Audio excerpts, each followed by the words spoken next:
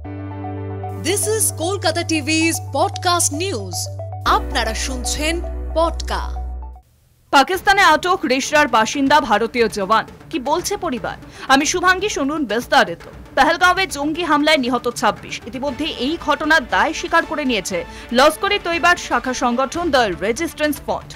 ইতিমধ্যে ভারত পাকিস্তানের দ্বিপাক্ষিক সম্পর্কের উত্তেজনা চরমে উঠেছে, আর এবার বিএসএফ এর এক জওয়ান অর্থাৎ সীমান্তরক্ষী বাহিনীকে আটক করল পাকিস্তান রেঞ্জার্স।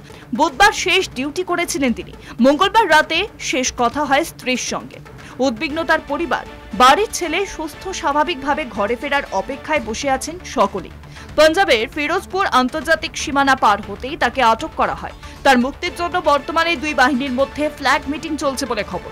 জানা যাচ্ছে ভুলবশত সে পাঞ্জাবের বর্ডার পার করে ফেলে, আর তারপরেই পাকিস্তান রেঞ্জার্স তাকে আটক করে।